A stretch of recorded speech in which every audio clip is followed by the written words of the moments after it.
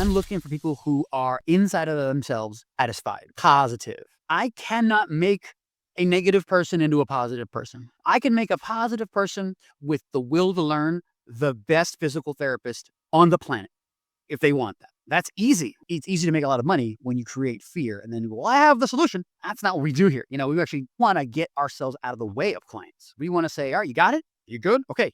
We're here. We're in the business of getting ourselves out of the business. Welcome to the Art of Kaizen for Entrepreneurs podcast, where we discuss how to grow 1% every day in both business and itself.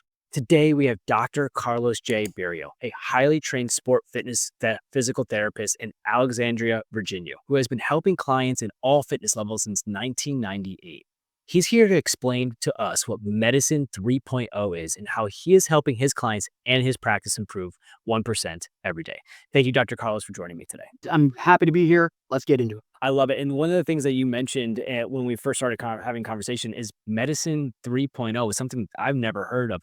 I would love for you to dive into that. But before we get into it, can you start off with your journey, starting off from 1998 and helping people and how you got your practice to where it is today? Sure, of course, man. It's really great to be here. Thank you for the opportunity. My story begins, in 1998.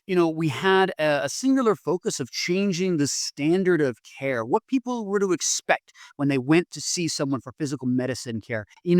As I went through my schooling, as I went through my early time as a professional, I was able to develop a lot of good skill, a lot of great connections with people on a one-on-one basis. And I thought that was something that we could do in physical therapy that really wasn't being offered or isn't currently being offered as the normal standard of care.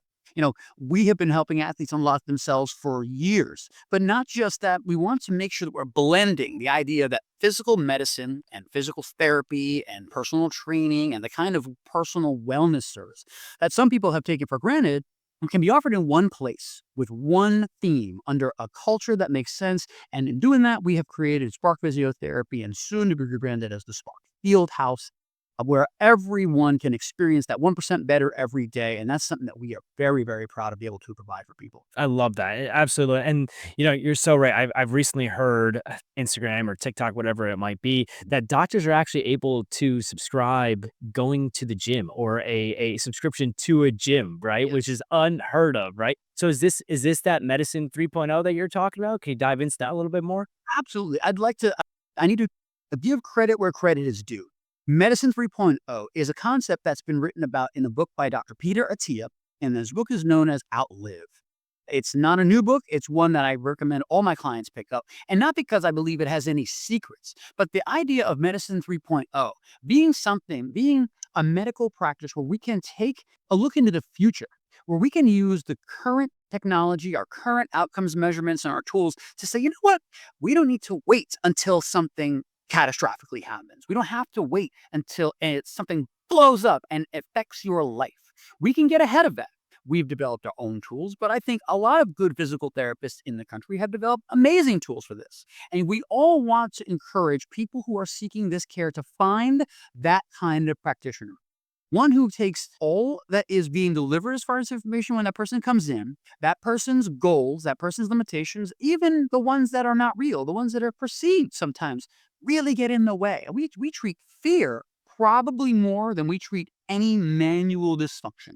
Many people who see us are motivated to continue moving, and they like the idea that we're always looking for ways to sort of get ahead of problems, to stay efficient as movers, and really constantly encourage the movement that is what life's about. The fun, the sweats, the smiles, that stuff happens here every day. And we're very excited to see that also. I love that. So really going in and breaking down what the person needs in the sense to be able to move correctly for their entire life. Is that what you're saying? Yes, absolutely. We don't need to wait till something's hurt. Numerous clients are athletic movers. And so because we have that ability to look at movement at full speed, given our skill, honestly, given any good manual PT, they have these same skills. I will talk about Spark Physiotherapy and Spark Field House because that's what we do every day. But I will always encourage people to search out those practitioners who are still working the way we're working to promote the best level of physical medicine treatment efficiency and ultimately just encourage movement in the world. Awesome. So are you working with older individuals? Are you working with athletes? Like, who is your ideal customer at the current moment? Yeah, our ideal customer is what we call the motivated mover. We have worked and currently work with the elite of the elite movers, people who are making their living doing that. We have worked with the family members of those folks, the neighbors of those folks, the children of those folks, and I think so when I aim our messaging, we're aiming at those athlete groups, but if you're a 70-year-old golfer and you're just not hitting the ball with comfort or distance or efficiency like you want, I'm going to consider you an athlete. I mean, you have athletic goals, you have athletic aspirations. And so we apply what we do. We look, we measure, we assess, we launch clients, which is an acronym that I have developed and I've taught every single physical therapist, student, PT, colleague that I can get my hands on. The idea is we have to listen, acknowledge, unpack, and challenge. We do that every second of every treatment. We're listening. Our clients are going to tell us what's wrong. Our patients are going to, if you give them enough time, they will uncover the secrets. They will tell you which path from a clinical perspective you need to follow. We listen closely for those things. We say, okay, I got it. Now you come, patient so-and-so, with ideas about your care, ideas about what's going on. All right, where'd you learn those? You learned them from the internet, TikTok, Google. Great. That information is out there, readily available.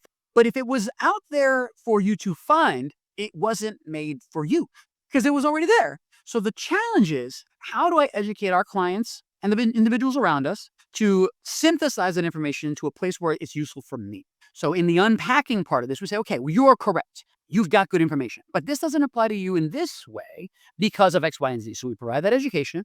People leave smarter. They go, okay, I understand now why this is what I need. After unpacking that, we challenge the system. We made a guess. I said, I have an idea about why you are here. Is it a structural issue? Is it a regional independence problem? I don't know.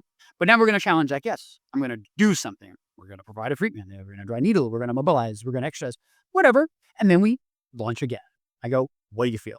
What's different? Is anything different? Because that information is valuable and that shapes care for every single person. But you can understand, we all start with a baseline of what should movement look like? That's our skill. We know what it kind of should look like.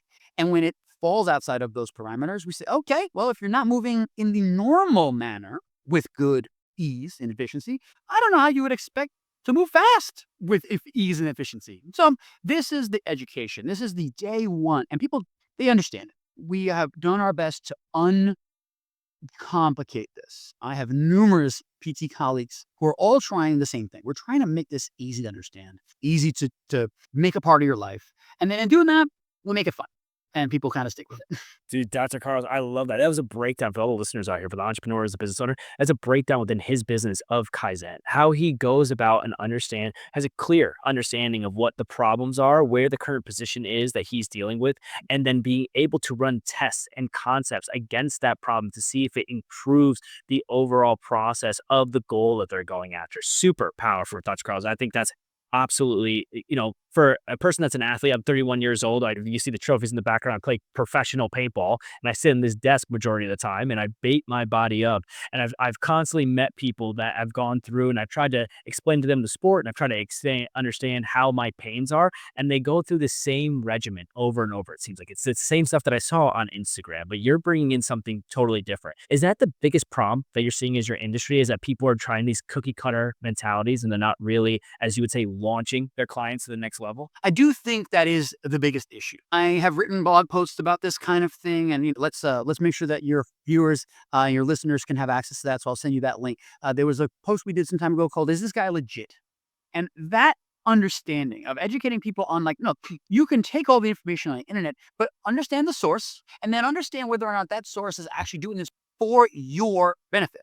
That's not always the case. Like I said, if a program exists in the internet, it's already there. It's already there right now. And when you go to find it and you think to yourself, oh, I found the thing for me. It's, well, you found a thing that's close. And if you do good research, I would say, yeah, do that. Then bring it to a person like us where we can say, okay, this does apply to you in this way. Now, if we can bend that to accomplish your goal, all the better. And that's the part that's missing. And that's not anyone's fault. I mean, it isn't a layperson's fault that they can't critically analyze a research paper. That's insane.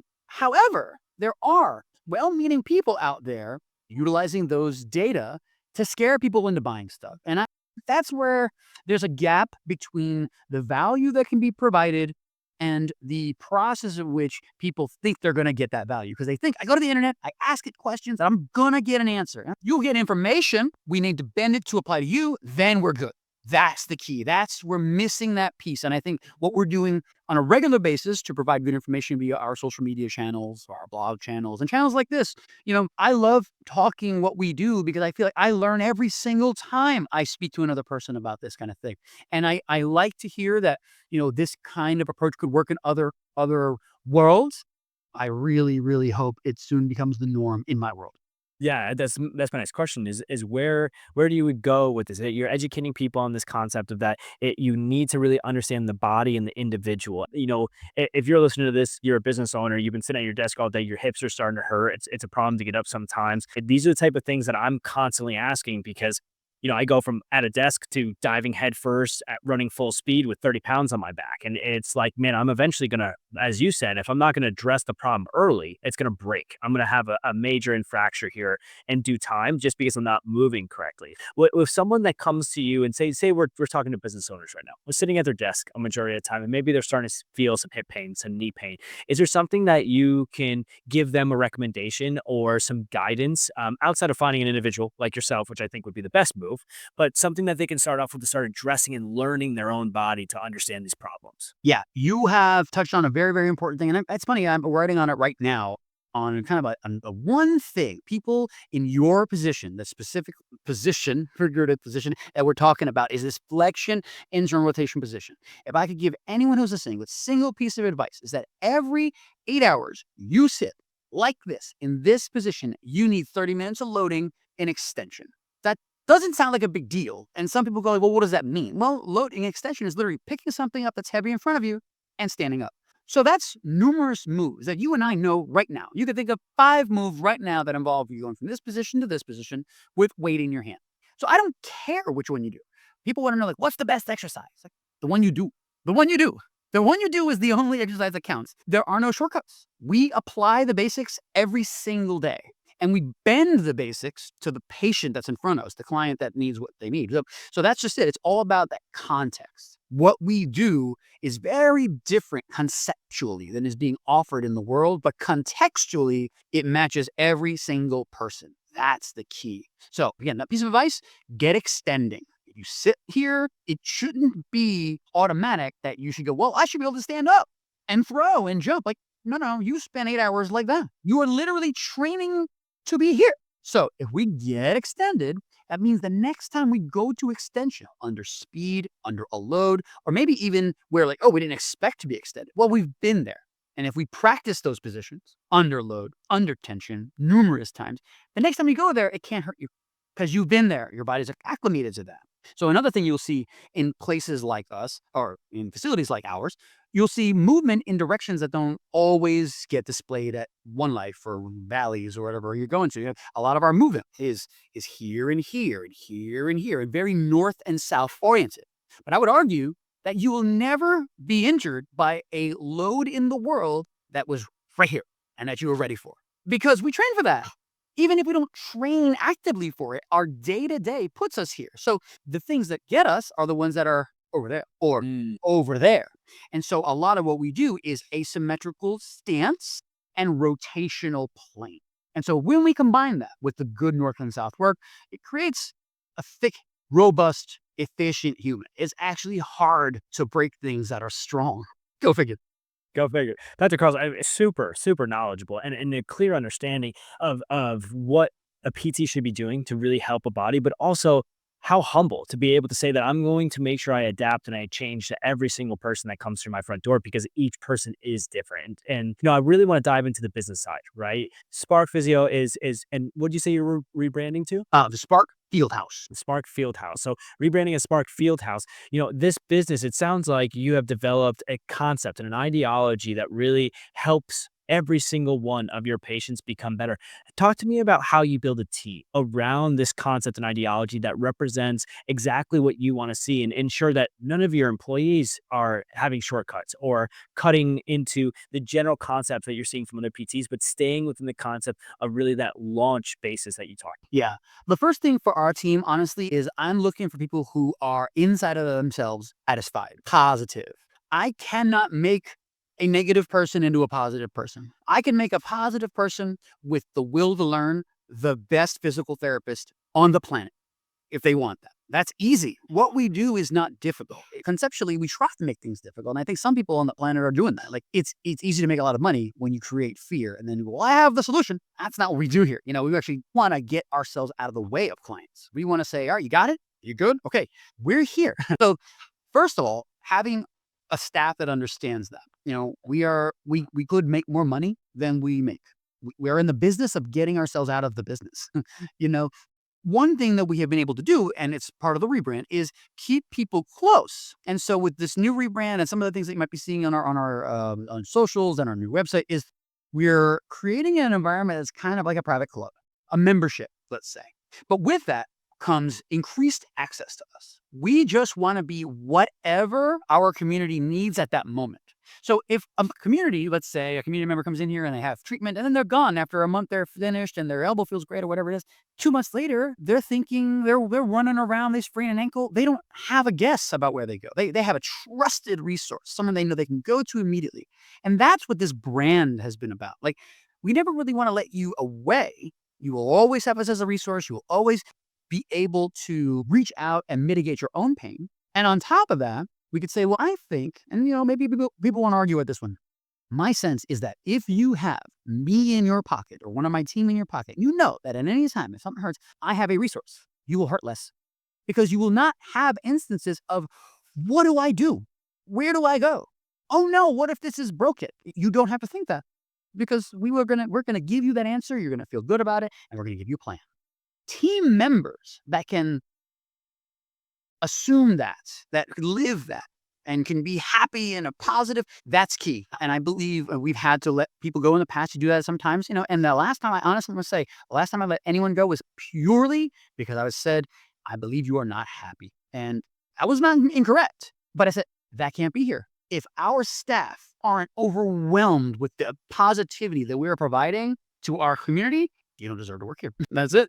Dr. Carlos, I think that's a golden nugget for every single business owner trying to hire employees in their company, right? You can make someone that's happy one of the best PTs, someone that's happy and motivated into the best TVs, but you can't make an unhappy person happy. And I think a lot of people in the world right now are hiring because of resumes, they're hiring because of experience, but the person comes in and you can see the negativity and the depression in their face. And it really, as you said, happiness comes from an own internal dialogue that you have with yourself. And it really needs to be there to be able to be into a business that cares about creating team, creating culture, creating a development of society that helps the world become a better place. Do you have any interview questions or any advice on how to find that right person as you're going through the hiring process? I consider interviews purely a interaction now. I mean, I even lead them off like saying, listen, everyone's got a resume. Everyone knows the right answers for a resume. Most people even know the right answers for most of these interview questions. So I need to know about you. I ask the what makes you tick questions. What are you doing when you're not working? What makes you the happiest? Like, when you are happy, what are you doing? Where are you? Because it's actually easy for me to replicate that here. These people aren't saying I need to be on a beach. They're saying things like, I like autonomy. Okay, I don't have to micromanage this guy. So, I like very detailed lists. Okay, great. This dude is going to need a little bit of instruction and he's going to then run with it. Great.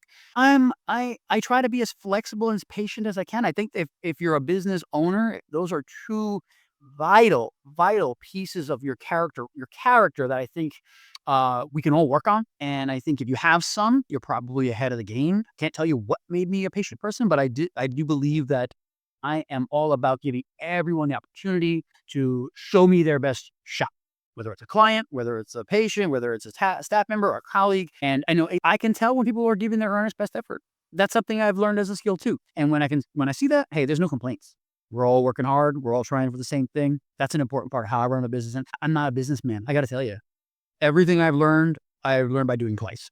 My favorite quote from Billy Joel from a song called The Entertainer. And, I just have tried to make inexpensive mistakes. And so far, 15 and some years later, we've done okay. Man, if I was in Virginia, I'd be stopping in tomorrow. I am excited to talk to someone like yourself who really just have a care for treating employees correctly, building a business culture, executing on a system that is not only beneficial to your business, but also beneficial to the customers that you deal with. As you said, you're in the business of getting people out of your business, really Hey, working them through the problems. And that's a difficult spot to be in, but one done correctly, they will always trust and come back to you. Where is Spark Fieldhouse going? What is your goal in, say, the next 12 months? I think what we're going to be doing more of in our area is presenting a place where you do not have to have the, well, I don't know what to do now question. And we see so many people after the fact, I've got an injury. And I say, okay, what were you doing 6 months ago? And actually, I must say that the Spark Fieldhouse and the Spark Performance and Standouts, that's kind of our branding, what we've developed in the past 2 or 3 years has all come from a major problem that I was seeing round about the same time every year. I would see boys and girls of between 10 and 14 years of age come to me in the spring with overuse injuries of some kind or another. A very shocking statistic that has come out recently that more than 50% of unilateral ligament reconstructions, that's this ligament here that blows up, for pitchers, Tommy John, if you've otherwise known that, surgery, happens to 15-year-olds. Let me repeat that. 50% of that surgery happens in children under 15 years of age. These are kids who will never touch a competitive baseball in their life.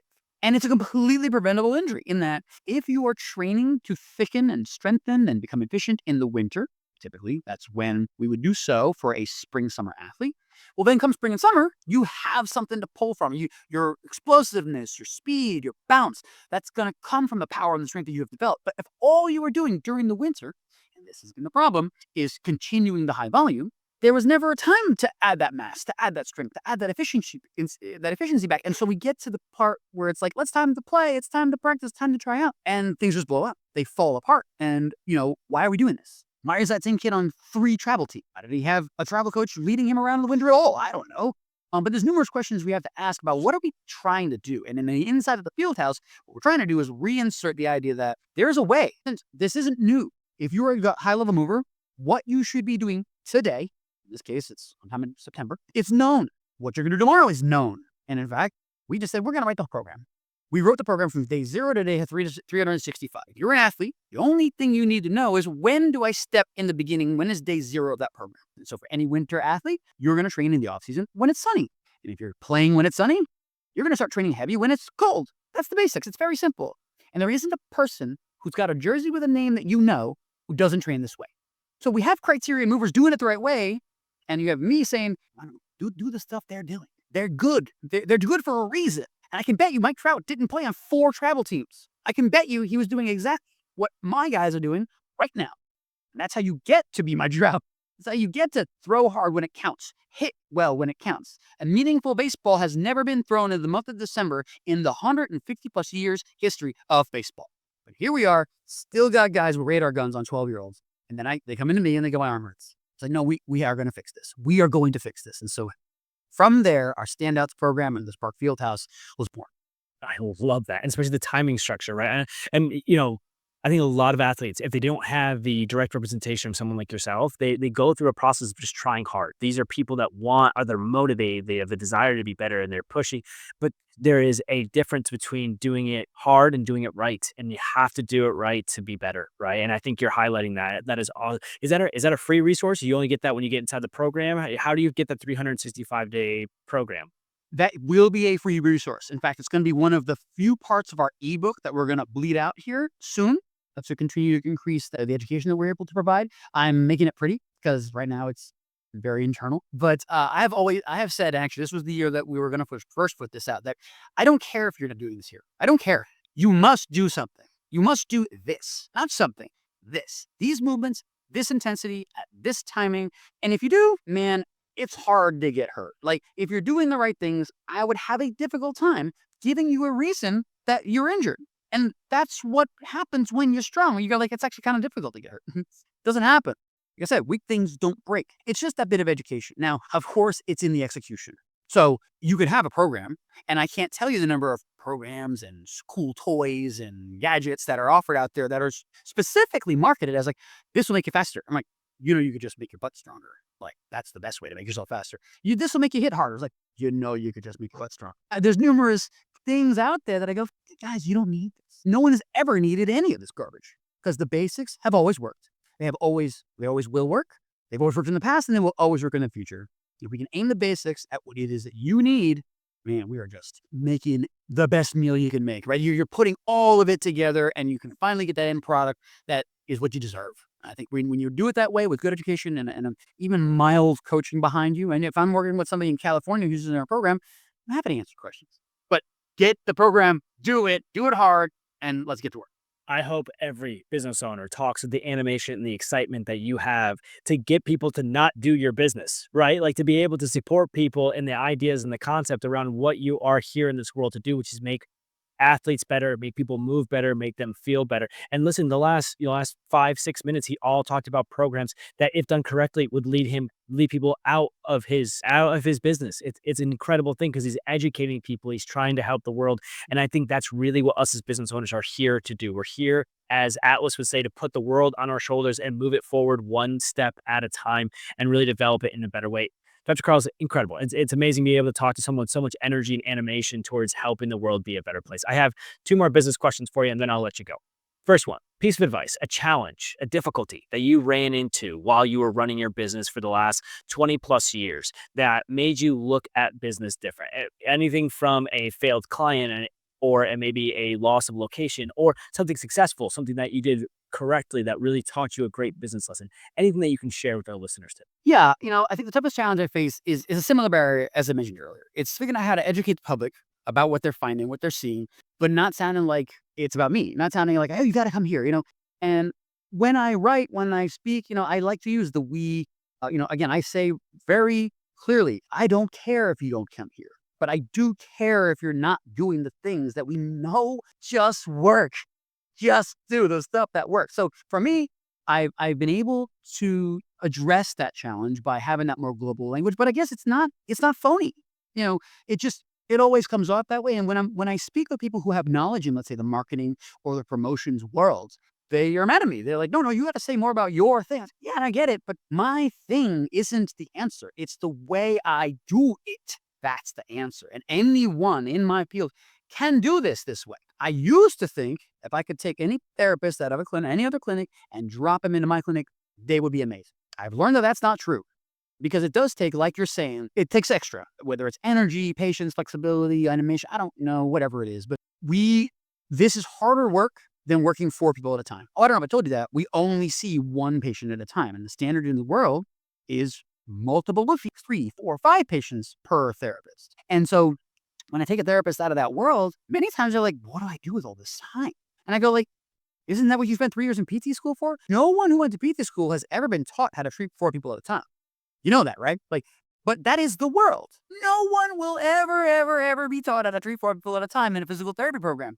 But that's the working world. And so in PT programs, and maybe they're part of the issue or part of the solution, there are ways to introduce in there. And actually one way I'm doing is I'm getting involved with a local physical therapy program and doing some adjunct work to teach some of our approach. And it's really combining all the knowledge that gets taught throughout PT school and whittling it to the place where, okay, if you're going to work in sports and orthopedics, this is the silo of issues you're going to have, and you have to have a plan for them. Because if you're a neuro PT, there's all kinds of new problems. If you're a peds physical therapist, other challenges. But in this world, the work of getting that education in requires a level of connectedness that you can't do 4 at a time.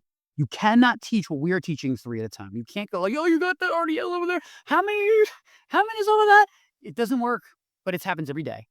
And so, yeah, I guess I'll end it with another challenge I have is I leave a lot of money on the table. I could see 3 people at a time easily. I mean, and the fact is that the world has accepted that. I just want to accept that. Before I was a physical therapist, I was a personal trainer and strength coach, and I would never imagine working with 4 or 5 people at a time. Like, that's just odd to me. And so I say, this person has a knee replacement. They don't just want to lose a couple pounds. Like, their leg doesn't work.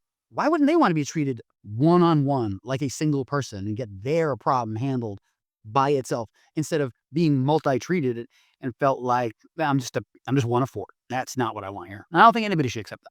superpower. I mean, I've been saying it over and over. I mean, you really have a message and you have a positioning that you care, and that the strength in your voice, the strength in your determination shines through. And I can only imagine what your practice looks like. I would love to be able to see it in person, to be able to see how you guys are working with people one on one, taking care and really launching them into the next position by listening to them, understanding them, unpacking all of those things, making sure that you have a challenge that you put in front of them, and then addressing that challenge and listening to how that affected their bodies and going through that process over and over to find that constant improvement. Last question for you, Dr. Carls. How do you personally find your Kaizen? How do you wake up in the morning and find the energy to run this practice, to motivate people, to educate people in this way, and to do it day in and day out for over 20 years now? Yeah, that's a great question. I think I was put here for this. I have to have been. It doesn't make any sense, like, because I have conversations with close friends about my business, about what I do, and they can tell that my professional challenges lead directly into my personal life. Like, and so I'm an emotional, high energy guy. I'm very positive generally, and so I just try to occupy myself with things that spark my own educational interests. That way of thinking constantly is introducing me to new ways to sort of connect to other people. That's something that I think I've really been fortunate because I've been able to spend a lot of one-on-one time with extremely smart and some extremely successful people. And in doing that, my own knowledge on connectivity and therapeutic alliance and how I can grab onto a thread, that has become one of my most rewarding parts of my days. So just that makes me excited to come do it. Like, what else am I going to learn today? Because I mean, they're coming to see me because they have a question, but man, I got questions. I got a lot of questions, and I've learned. Holy crap! I couldn't tell you how much I've learned about horse racing, sailing, music, gardening. I mean, I'm a gardener now because of years of spending time. But because I understand that now, when someone comes in and says, "Oh, I have pain when I plant," or I can immediately jump into there and relate with that. And that's a cool, fun part of my life that I think will always make me excited to move myself further 1% a day. Dr. Carlos Barrio from Spark Fieldhouse, thank you so much for the time. If someone was in your local area or just looking to get connected with you and look for more information or start doing this medicine 3.0 like you are doing, how can they find you? How can they get connected with you? Yeah, we are really excited about the new website we've just launched. We've really updated a lot of things in there, so it's easy to navigate. We're just going to sparkfieldhouse.com. If you're interested, our socials, our Instagram, our Facebook are active, but we're going to supercharge a lot of that. We've been able to, over the last few weeks, because of the rebrand and some of the goals that we have, we've been putting more energy into being able to connect with a lot of our community. And so I'm excited about that. I'm excited about being in front of the camera more. I'm excited about teaching more. And really, I'm a wide open line of communication. So if you want to contact me, you hit our website and you're going to get me. Awesome. Absolutely love it. We'll have all the information below in the description. If you guys have finished this video, make sure you like, comment, subscribe. Dr. Carlos, thank you so much for your time, your energy, your animation, and your desire to make the world better. And we will hopefully see everybody on the next Kaizen podcast.